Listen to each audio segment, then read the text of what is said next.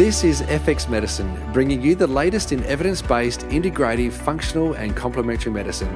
I'm Dr. Damian Kristof, a Melbourne-based chiropractor and naturopath. And joining us today is Kate Smyth, a sports naturopath, holistic health and performance coach, guest speaker and director at the Athlete Sanctuary. Kate now runs a holistic sports practice designed for female athletes who thrive on challenges. She provides support to sportswomen competing in endurance events, professional team sports, and wild adventurers through a balanced health, holistic nutrition, and female-centered approach. Kate developed her passion for health during her career as an elite runner competing for Australia at the Olympic and Commonwealth Games. And in 2008, she held the fastest time in Australia in the women's marathon and is one of our all-time fastest women over this distance. I want to welcome you to the show, Kate. It's so wonderful to have you on FX Medicine. How are you? I'm great. Thank you very much for having me here. It's great to talk to you today and share a bit of an insight and a bit of a passion into supporting athletes. So thank you very much for having me. Oh, Kate, it's such a unique space to work in. And a lot of people have an athlete in their practice. You know, whether you're a naturopath, a chiropractor, a herbalist, an integrative GP, there's an athlete. You know, whether it's a middle-aged male in Lycra, a mammal, or whether it's the weekend warrior out on the road, or whether it's somebody playing netball or, you know, rising to AFL or AFLW ranks, someone's got an athlete in their practice. And I think everybody who's listening to this today will be excited to learn a little bit more about what they can do to help these people out. Yeah, and look, I think it's good to sort of pause and think about, you know, what really is an athlete. And it's not necessarily someone, you know, sometimes we can label them as, oh, they're elite, but it's actually just someone who's really passionate about their exercise and fitness, and perhaps they're competing, but perhaps they're not. I find it's quite interesting as to who identifies as an athlete. And a lot of the time, some people also don't identify as athletes, but they're still doing at least 10 hours of exercise a week. They're pretty committed to the cause. Yeah. So, you know, we can deal with all kinds of athletes in our daily lives in clinical practice, from, as you say, someone who's running around the block once or twice a week to someone who's, you know, fully committed and working towards a major work sort of event or a goal that they want to accomplish.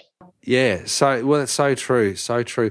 Let's maybe delve into this a little bit, because people are wondering, okay, so can you just hang up your shingle and call yourself a sports naturopath? Is that something that you can do, or should you go and get some further qualification and do some further training and coaching? I think potentially you could if you had a really strong background in sports naturopathy. I think where I sort of came into this line of practice was really because I wanted to focus on supporting athletes. So I did go and do some additional training. I am a qualified athletics coach, and I have come up through several decades of being an athlete and done additional sports nutrition training. So it's not like straight out of college you may feel you have enough to specialise in sports. But I think as naturopaths generally, if we've done a degree in naturopathy, we've covered most of the basic principles of balance and health and well-being, and they really beautifully lend themselves to all athletes, because by far I find those that are highly motivated, they have an issue with balance rather than motivation.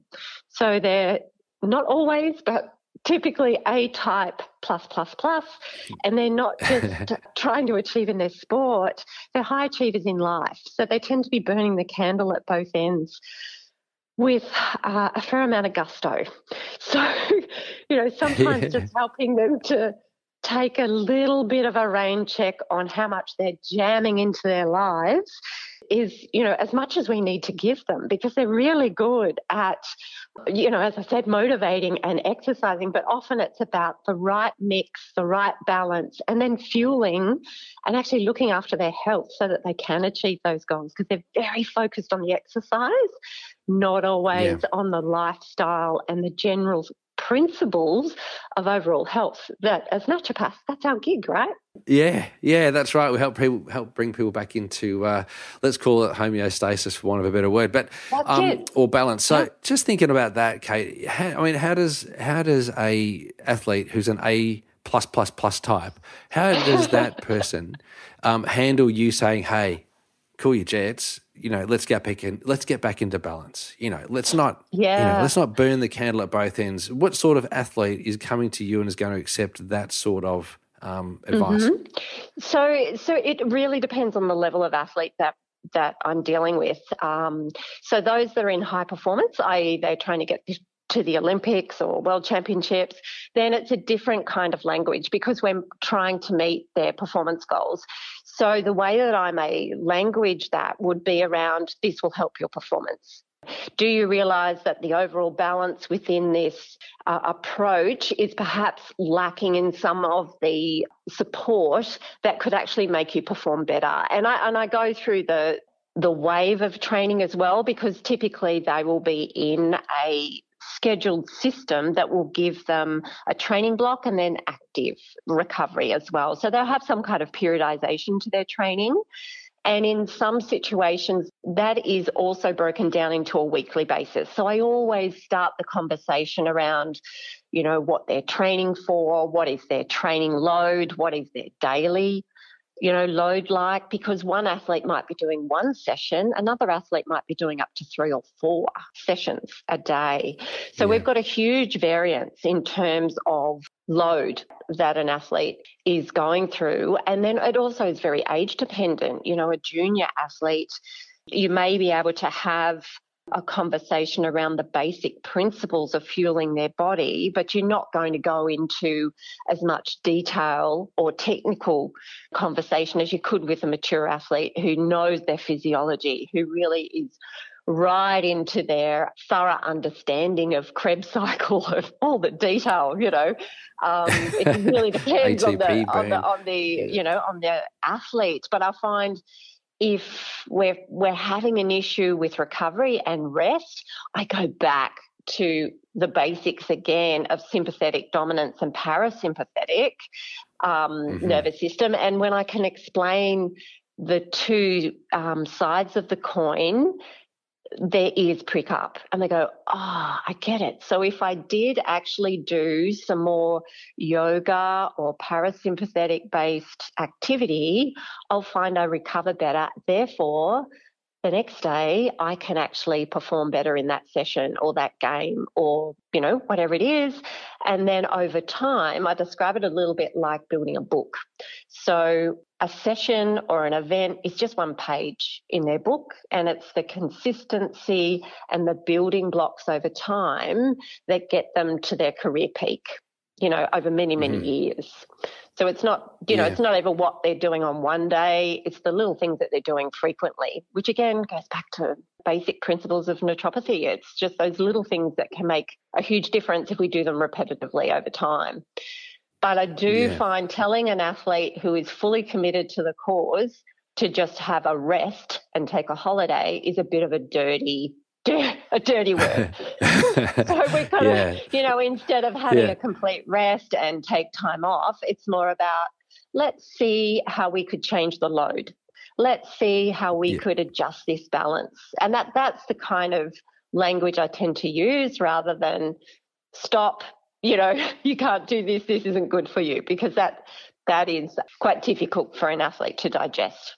Yeah, totally. I can imagine that it would be, and some of them might actually feel like it's a bit of a fail. If you're listening to this right now and your ears pricked up about sympathetic and parasympathetic dominance, remember that I interviewed Dr. Wayne Todd on FX Medicine a few months ago, and if you want to go back, we talk all about sympathetic dominance. The SD protocol is what he calls it. Learn about all of that, because that'll be relevant with what we're about to talk about with Kate. So there's some more information for you to get. So Kate, coming back to you, if when you're building somebody's nutrition or naturopathy package up, are you doing a diet analysis? Do you look at their diet? I mean, are they doing, high carb these days? Are they being keto? Are they being paleo? Are they now drifting back to vegan? What are people doing, and where do people tend to go wrong with their diet? Yeah, that's a huge topic into itself, that one, nutrition side of things. And I find that it's different for every sport. So the endurance athletes, I tend to work mostly with marathoners, Ironmen, and endurance cyclists. So that sort of modality tends to be well across the carb side of things. But then there's newer sort of sports, trail running, for example, the ultras, where the more restrictive dieting has become quite popular. And I think we have to really be like what? What diets are they doing?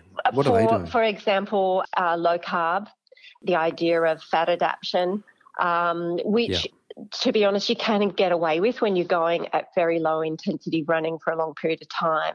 However, a marathoner that's doing road running at high performance will not do so well because they're actually running a marathon at 320 to 330 pace for a female. That's pretty much full pelt the whole way along. It's not 6-minute K pace. Unbelievable. So when we talk about nutrition, it has to be so tailored to that individual, to their training needs, and to what they're trying to achieve. So some of the more popular things that we would all be well aware of is paleo and restrictive diet, which you can definitely do in more weight-based powerlifting, power sports. You can do that because you're not necessarily needing as much carbohydrate. But in endurance things, I still find that athletes do much better if they have the sufficiency of carbohydrate, or they're at least doing carb wrapping around their sessions. So they're having adequacy when they need it the most, and then perhaps reducing it at other times of the day when they're, if they're only training once, well, they're wrapping it around their morning session if that's in the morning, and then they can reduce their load of carbohydrate in terms of the total intake or budget for the day, so to speak, at another point in time, not when they're needing it the most.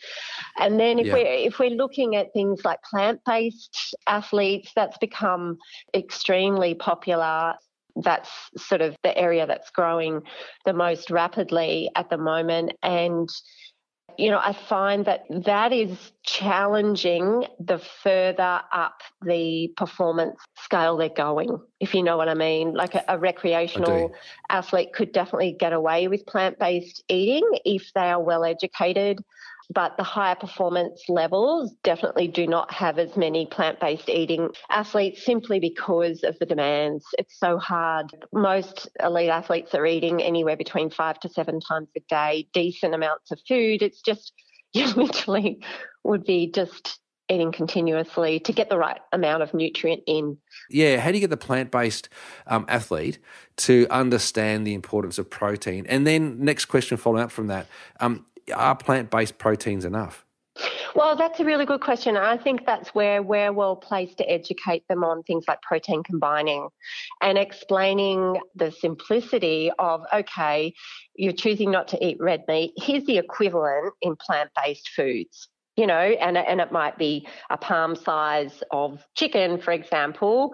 You need at least 2 to 2.5 if you're having the equivalent of plant-based proteins, and explaining the combination of the amino acids that are in plant-based foods, so they at least get some of those building blocks in, and it's surprising still how athletes, they can get away with plant-based eating for at least 6 months to 12 months before they'll even show signs of deficiency. But once they do, once the B12 starts to tank, once the iron starts to tank, then they really notice a difference in their performance. But the thing is that they can actually get gains initially because they often lose a bit of weight and they can actually feel and train better within their bodies. But then it's a little bit like a leaky balloon. It just slowly catches up with them. And then at some point they go, oh, I feel tired and I don't know why. I haven't changed anything for 6 months. And that's when, we may decide to run some pathology and go, well, actually, that makes sense. You haven't had anything. You haven't taken in any iron-rich foods or B12 if they haven't been deliberate about their eating. And I think that's where plant-based eating, and I did it myself as an athlete. I did do a block of being vegetarian and strictly vegan for quite a period of time. But I did absolutely supplement, and I absolutely did have to have a nutrition plan to keep me focused, because iron as well in plant-based foods, you need just so much of it. And then you've got the phytates and the oxalates that then compete, and then, so it's a bit more complex. A lot more. It's more than just boiling your spinach. It's more than just boiling your silver beet.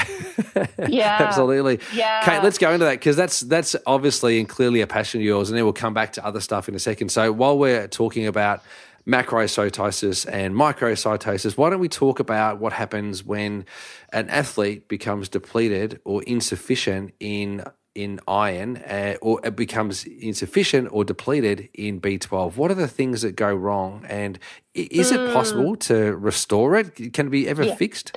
Yeah, absolutely. It certainly can. And I think there's two sides to what we're talking about. Well, there's many sides, because we've got to actually identify, is this actually just a depletion or an insufficiency going into the body, or is there in fact other things that are going on? And I think sometimes with plant-based athletes, we can assume is their intake.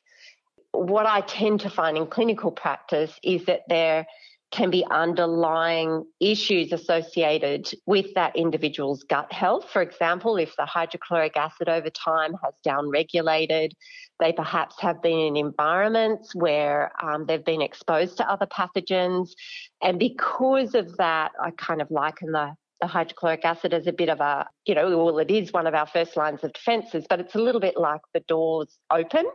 And so other pathogens can come in. And I find plant-based athletes, their gut health often is frightful after a period of time. So they've got other things going on, and they've got bacteria or parasites or H. pylori. There's actually also some of the nutrient depleters. So we can have a bit of a combination that's going on. It may not necessarily be intake. Then depending on their actual activity levels and their sport, we can have hemolytic breakdown. If they're women and they are heavy bleeders, obviously we're losing blood. We're also losing iron, for example, through an athlete's sweat. There's a number of other reasons why you lose iron through sweat. Yeah, wow. You can. Yeah. Wow. Yeah.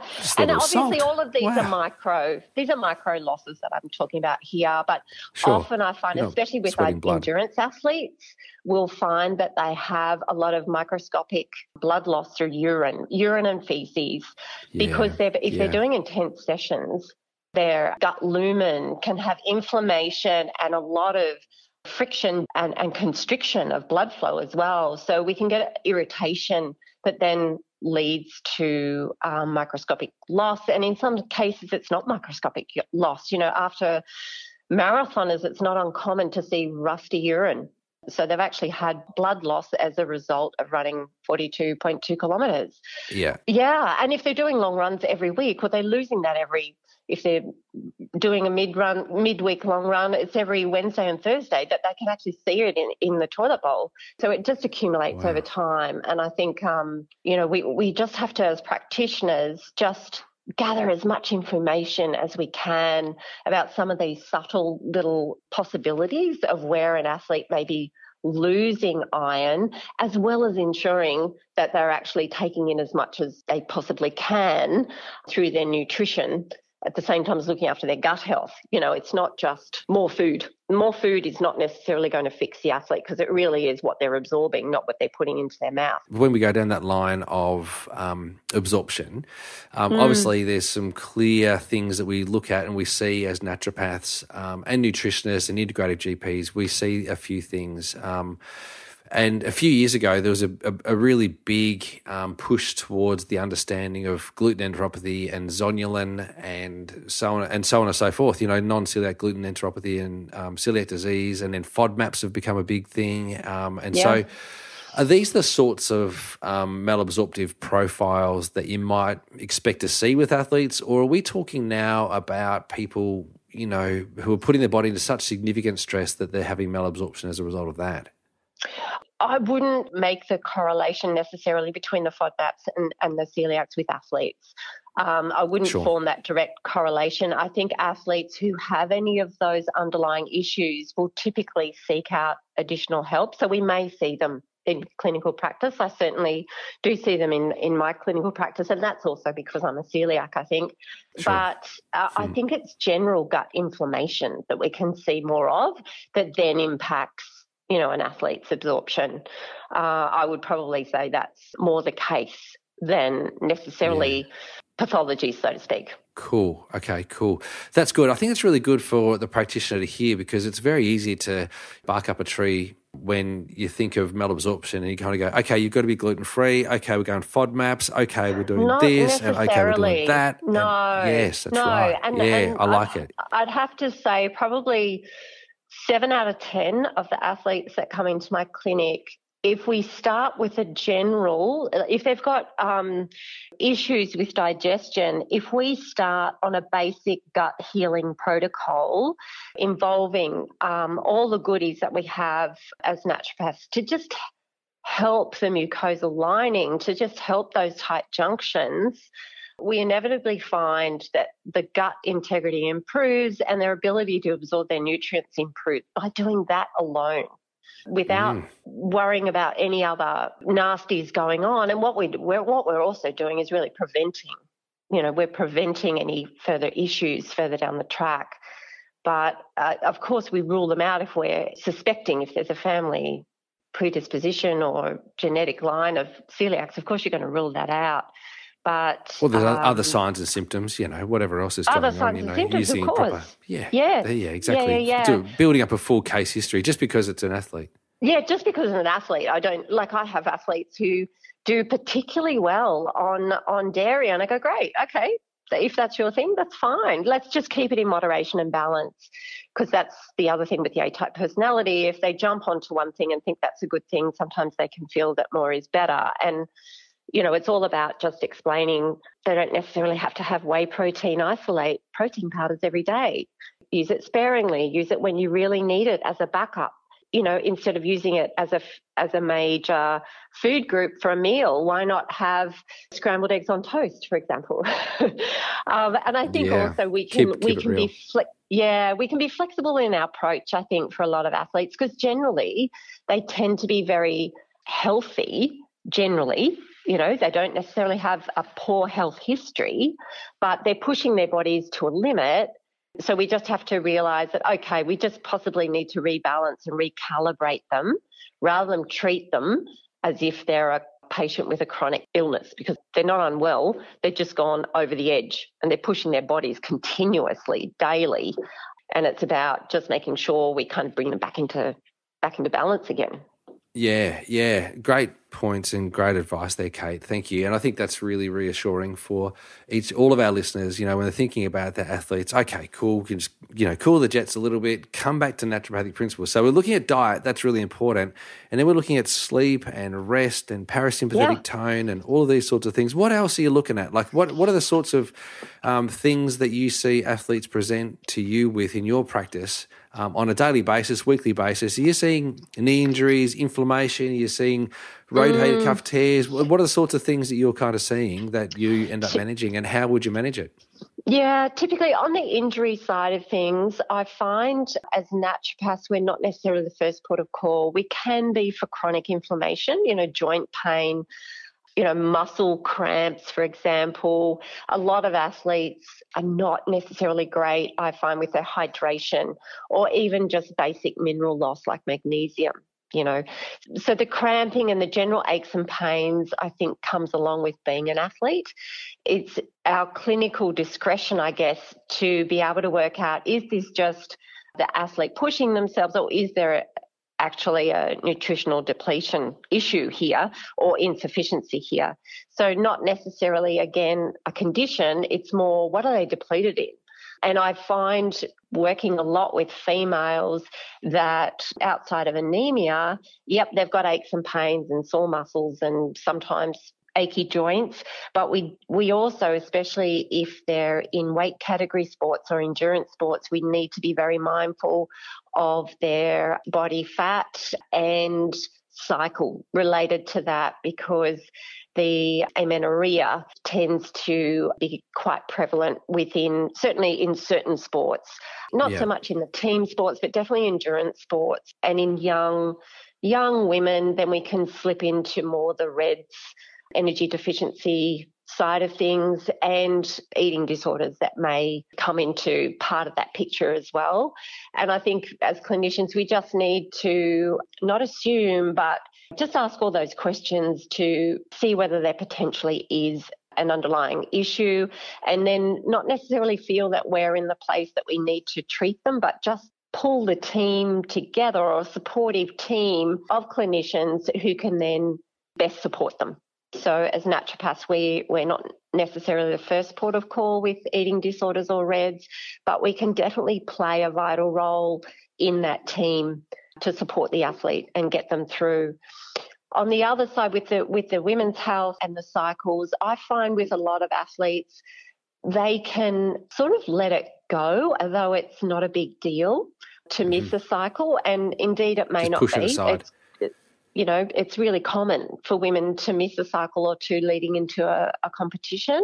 But if that's going on for months and years, then I think we need to really step in and just help them understand the benefits of actually having a proper hormone cycle for bone protection and for everything else, that our beautiful hormones do for us. But from an athlete perspective, they can get a little bit blinkered and actually potentially see it as a good thing that their cycle switches off.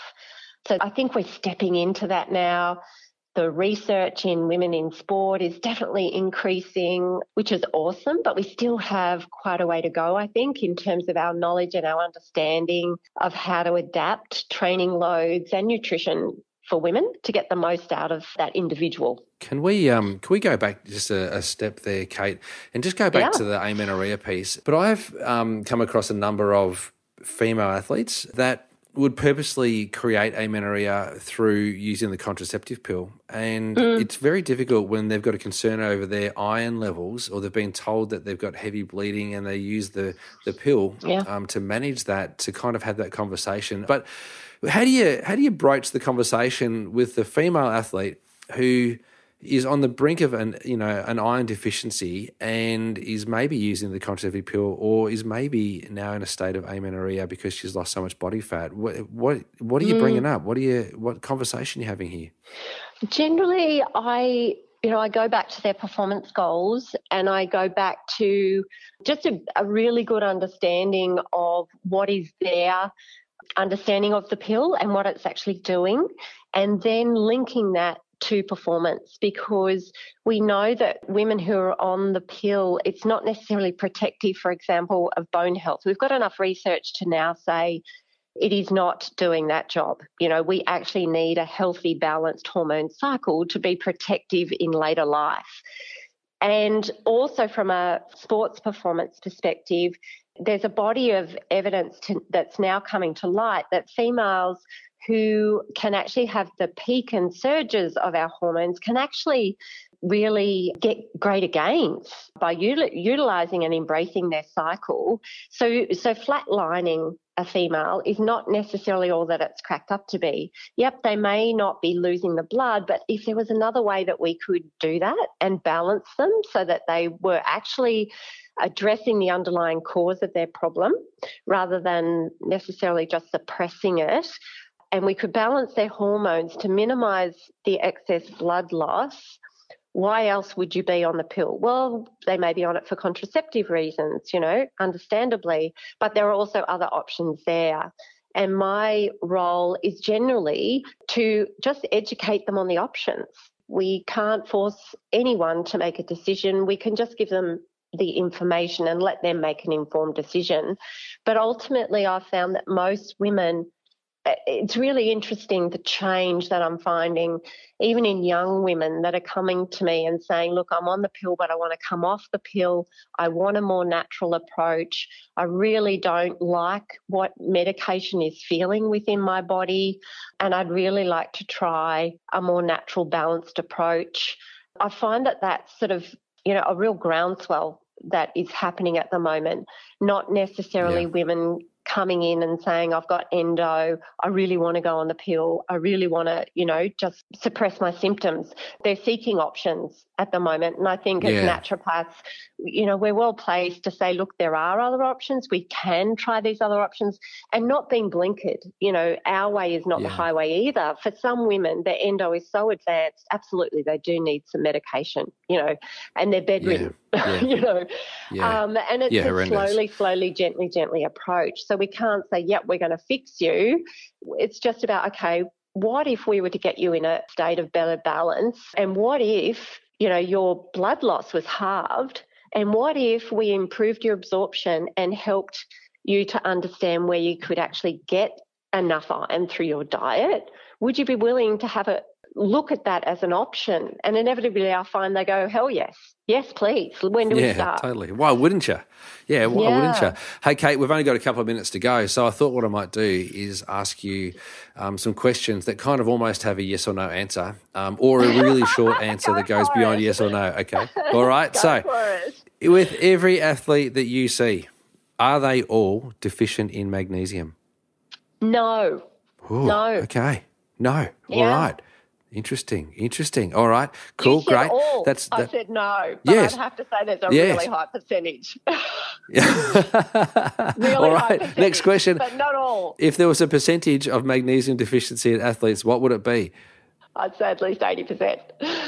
Okay, there we go. 80-20 rule, Pareto's principle, it always works.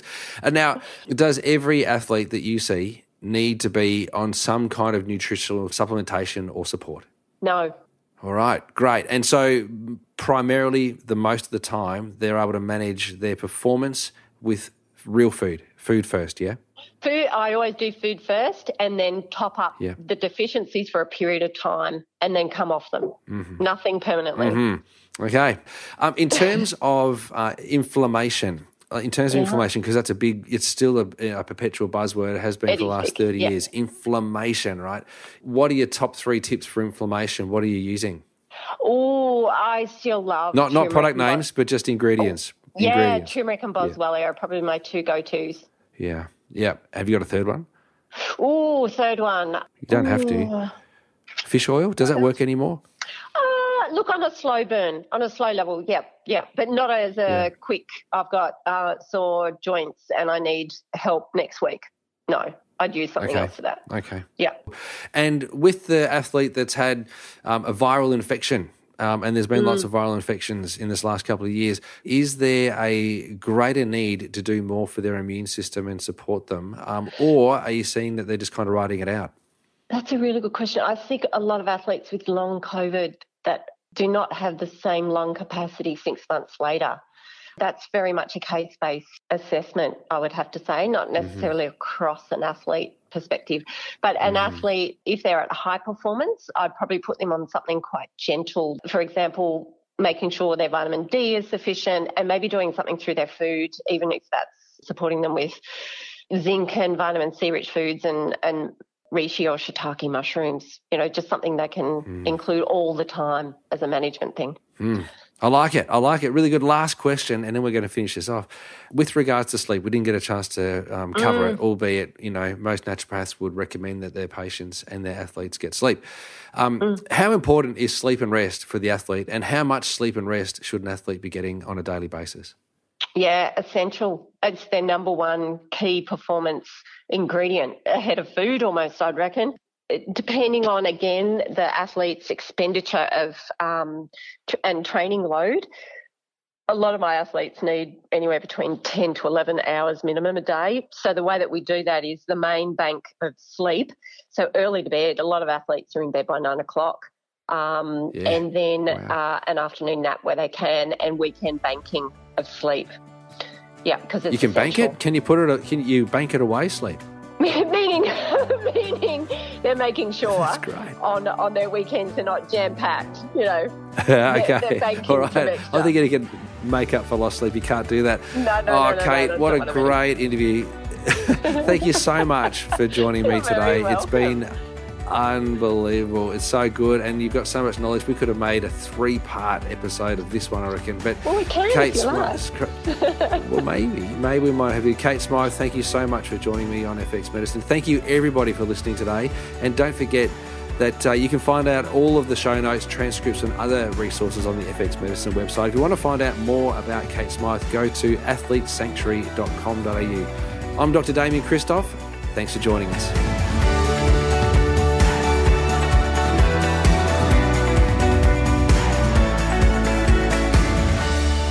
This podcast is intended as healthcare practitioner education only, and it is not a substitute for medical advice, diagnosis, or treatment.